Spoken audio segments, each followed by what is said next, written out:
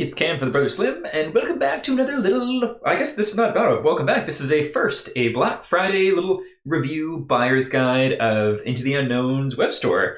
So they've done a couple little sales here, but this is their first one that's officially a Black Friday thing. So they've got some new things that are specifically for Black Friday releases, but then their previous things, I believe they've restocked and they have more quantities, and they're actually for sale. There's a 15% off code, which is nice. Definitely notes that the new stuff is not for sale, or not on sale, I should say. If you want to take a look at my previous thoughts on the previous releases, I've got another video on the channel you can look at there. I haven't looked through these yet, so this is very much going to be like a little chit chat about what I would buy if I was purchasing anything, what I'd recommend folks buy as a priority for things. And then the biggest disclaimer is that none of these are necessary for the game. There's so much content in the game already. None of these are necessary. And if you're curious about the game content and really keen on that, they did state that they would consider making a card pack available once they have enough content to justify it. So if you're familiar with Kingdom Death, think like legendary card pack kind of idea sometime in the future, maybe next year, maybe further out. Who knows? It's whenever they feel they've got enough content to warrant it. Considering that everything does have at least like a gear card or something, I wouldn't be surprised if it is like sometime next year. We'll see. And we'll see how many sales they do, because the more sales they do with more things, probably the quicker they'll amp up that content. But that's that out of the way. Let's dive into the fun stuff, and let's just go biggest to smallest. And we'll start with Giant King Diomedes, which is the Black Friday release. It's actually less expensive than I thought. And I assume, I don't know, so I'm Canadian, and I don't know if this is Canadian or American. I'm assuming it's probably American, so Canadian is going to be very expensive. This big chungus is the definition of a collector's item, so definitely big disclaimer there. So Giant King Diomedes, $160. They called you their flock, cattle. There was nothing subtle about it, and yet you threw themselves off cliffs for them, mutilated your children for them, slaughtered each other in their names. Now you will do it for me. So for anyone unaware, this was going to be like a big social backer number based stretch goal, which we were unable to reach during the last campaign. And so this is a collector rendition in resin of the mini with some gear cards too. So an assortment of trophies, which can be used in game, and you can see 3 of them here. So big old miniature, 30mm scenic base. I don't quite follow that, because for me a 30mm base is a very small one, which I assume is not the case here, unless it's a lot smaller than the name implies. So Jump Drift Cryptex Gear, E-Drift Cryptex Gear, Link Drift Cryptex Gear, Argo Cryptex Gear 2, Wise Providence cards, certified art card, postcard sized art, and the box. Yeah, so cool stuff. Very much reminds me of like Kingdom Death releases in a way, which is super cool in my book. I don't know what the Wise Providence card is. Wise Providence is a rule in the game which lets your Titans go first, which is pretty cool. So I'm curious what the card is. As far as what we can see of the items, I don't know what the yellow color means, because, oh, that's weird. So that actually hides the, so we can't zoom in there. Let's zoom out a little bit then.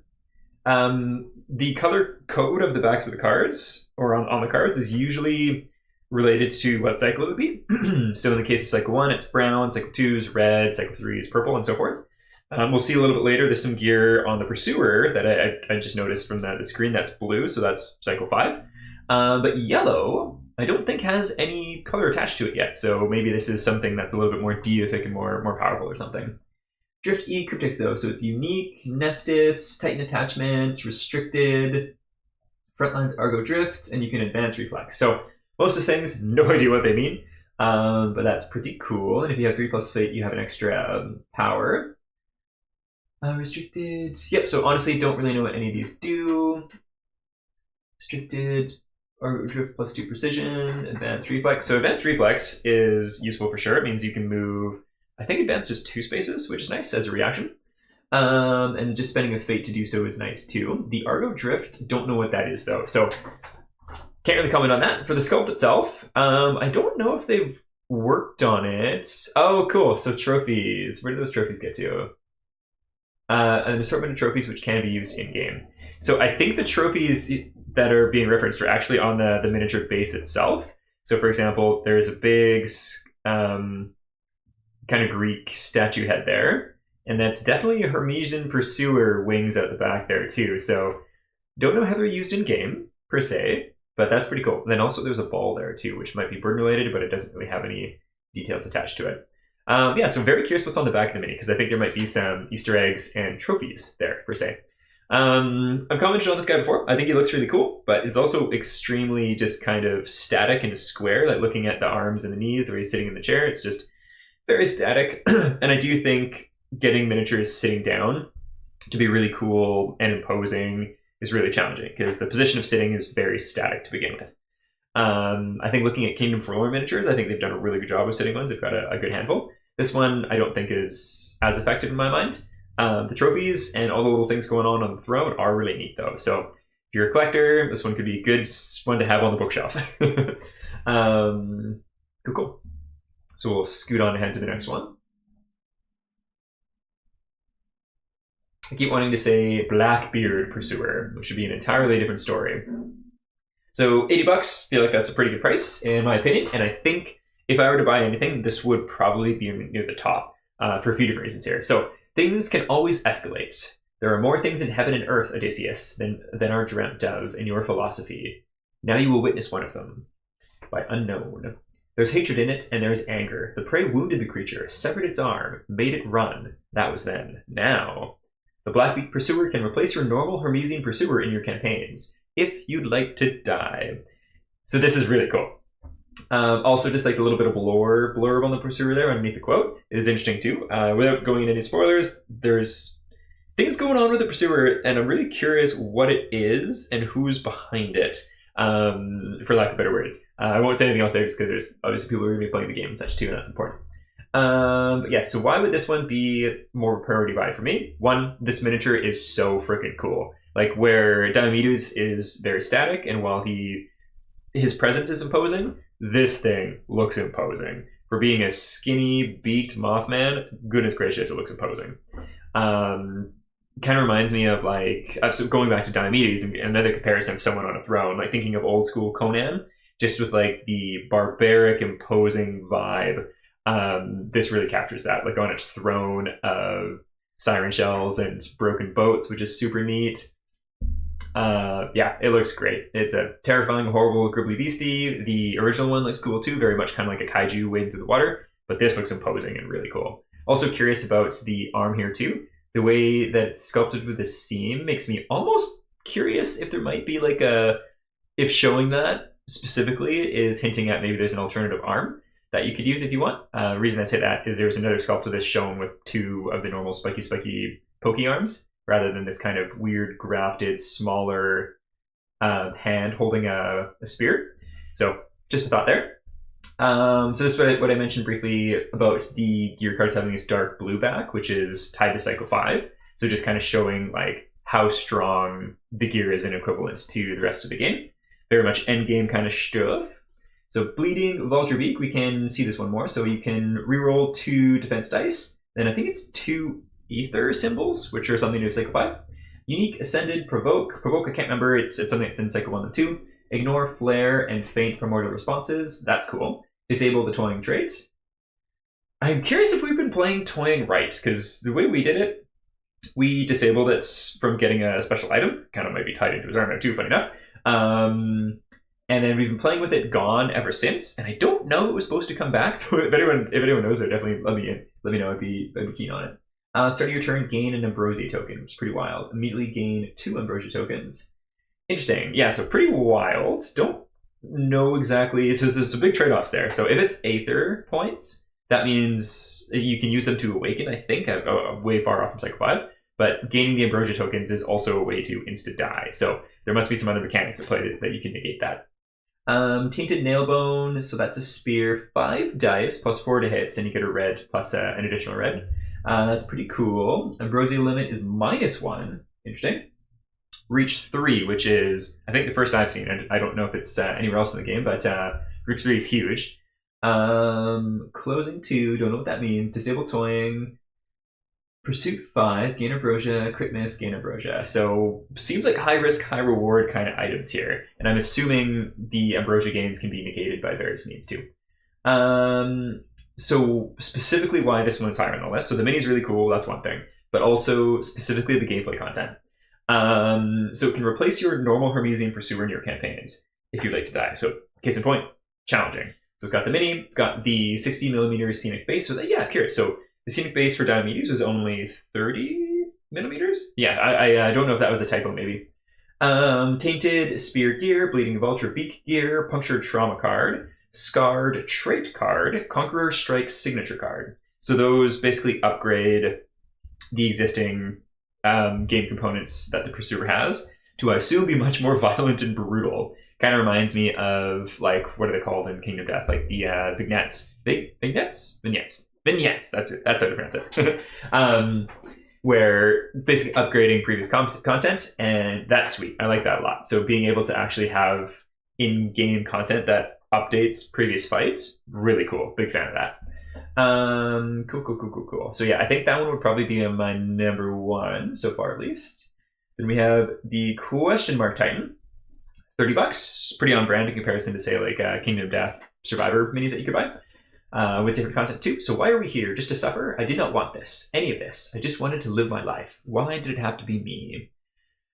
Okay, so deluxe miniature set contains one Titan miniature, one 30mm scenic miniature base. I do think that Diomedes is probably a typo then. One extra large Titan sheet, one craft box. So it's compatible with both games, just like all the others have said, but only if you can reach the bottom of despair and bounce back. So I'm assuming that's probably to do with how you unlock the use of this Titan, is my assumption. And so all we know is it's only got 4 move. It starts with a gray power dice, which I think is only in the expansion box. Very interesting. Internalized despair, start of your turn, gain a despair token, so he's a sad boy. Cyclopean Might, you can use 3-handed weapons as if they were 2, so that's something that's throughout a couple different other Titans as well, and very cool. And then there's a sculpt there too. So the mesh on the cloak is very pronounced in the sculpt, because in the physical prints, especially being, yeah, I think there's always a little bit of detail lost from sculpt to physical form, so that's why that looks so meshy there versus the just slight mesh of the art. Super cool. So again, very dynamic, awesome pose, love the dagger and the sword. Looks awesome. Big fan. This would probably be number 2 for me. And then number 2 so far, at least. And then we've got all of the... So these are Dreamwalker Titans, which are the ones in the base game, but just Cycle 2 varieties with some different gear and such too. So let's take a looky-loo. Solon. Looking way more dynamic and badass in comparison to the OG Dreamwalker, that's for sure. Great tragedy. The great tragedy of our time is that men focus on compassion. Compassion will not feed you. It will not starve you. Unity will not make you strong. It will establish the tyranny of the meek mob. No, we need to become as the gods that have fallen. Pitiless. Nietzsche.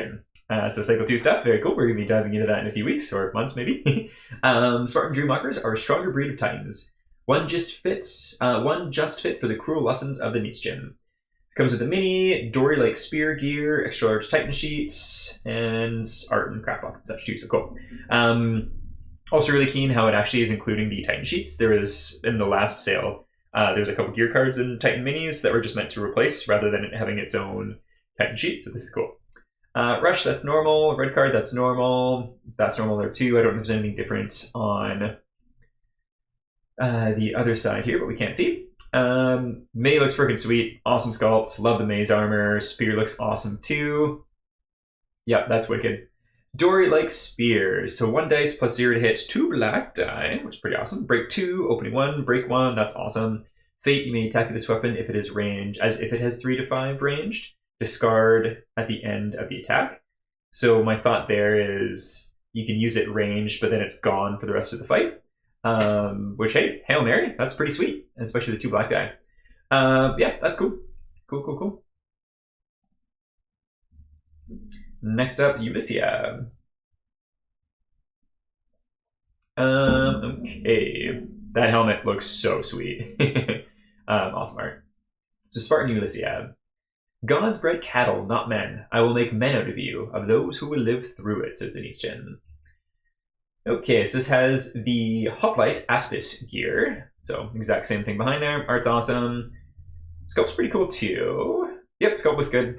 I really like that helmet thing. It's really neat. Hoplite Aspis. So 1 dice to hit, or 1 dice to roll, -1 to hit, a black and red, which is pretty sick. It's got 2 armor die to roll 2, which is awesome. You may reduce suffered knockbacks and pushbacks by 1 for each danger mitigated. Place a break token in the creator's pool. Oh, that's really cool. Dang, yeah, that is sweet. That's an awesome shield. I like that a lot. This would probably be above the Dory-like shield for me, although the Solon sculpt is higher in my mind. Philoctera. I do not care if you understand, you will become or you will become dead. So this has the Zephos knives. Double knife wielder, very cool. This helmet looks so big. That's so pretty sweet. And then I think this is like some Cycle 2 gear that they're wearing. So Zephos knives, 3 dice to hits, 3 dice to roll, plus 0 to hits. A red die per. If you've got 5+ danger, you get an extra power. Opening 2, elation 1, reposition 1, cool. If you miss, if you get 1 or more miss, rouse 1, and full miss, immediately push back 3. So elation, I can't remember what it does. Neither with rouse. I think rouse or elation, you might be able to move another Titan in a space or something like that, which is pretty cool. Cool. That's neat. I think I would prefer the shields out of these, but that's so cool. And I kind of want to see like a different angle of this mini because the helmet is so long, it looks absolutely ginormous. But yeah, that's cool. Let's check out the next one. Herodotus is, I think, my favorite mini of the original Dreamwalkers. And this one is so cool too. Just chonky, gives me very much kaiju battling with the extra techie head, the stone weapons and armor, and then the ginormous shields too. Also on the armor, how it's got like a little hand-clasped stone belt. Sick. You think I preach for you to become the leader of the pack? Pathetic fool. I am become the sword that kills the wolf, the rust that eats the sword, the ether that burns the rust. I am the cause. That is what I preach. Very full of himself, this Nietzschean is. Okay, so it comes with the relief hammer here, which is a big stone column hammer.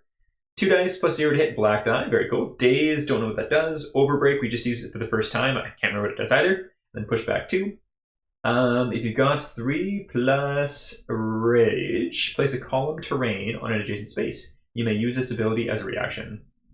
Interesting. So you could either, if you can, I don't know if you can do a pullback or not. I guess not with this, but you could potentially save yourself from getting knocked back really far and instead knock back into the column you place. I think there's more efficient ways to use reactions, but if it's on your weapon and you don't have any other reactions to move out of the way of something, that would be pretty sick. Cool. Yeah, I think this guy would be my second pick. Let's go back though. So second pick, once again, I'm not actually buying anything. My buying priority, if I was, would be Blackbeak Pursuer, exclamation or question mark Titan, and then probably Spartan Ulyssia, followed by Herodotus, just for those gear cards. I think they're really cool. Yeah, so that is Black Friday. I think they did showcase all these things teased in updates before the launch, so no secret surprises for us today. But heck, freaking sweet. Considering this is their first Black Friday sale, and I think the size-wise, it's about the exact same amount of quality and quantity of stuff as the previous release. Yeah, heck, right, looks awesome. It's something that they're going to continue to do over time, and I'm excited to see kind of where it leads. I don't know if they're using Kingdom Death sales as a kind of comparison piece. But yeah, lots of really cool stuff. And I love how none of it is necessary to play the game at all. There's nothing that's really... some of it might be game breaking, but none of it is like in power. But none of it is like quintessential to play. And there's so much content in the base game. So try not to let the FOMO get to you if you're really curious about the stuff. There's so much cool stuff in the base game to begin with, and so many cool secrets too. But again, if you are looking for a buyer's guide, it would be Blackbeak Pursuer, question mark Titan, and then probably Ulyssia and Herodotus after that.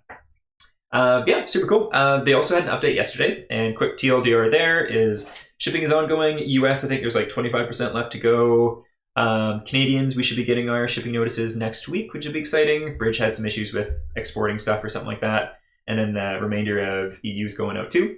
What else was there? There's an updated enormity rulebook. Also the TTS demo is out too. And I found out that my computer can actually run it. And if my computer can run it, yours certainly can too, because mine is ancient. So I'll probably try to do a video recording of playing through that before the campaign goes live too. It'd be fun. But yeah, thanks for tuning in, and happy Black Friday and Thanksgiving to everyone there in the States, and we'll see you next time. Bye!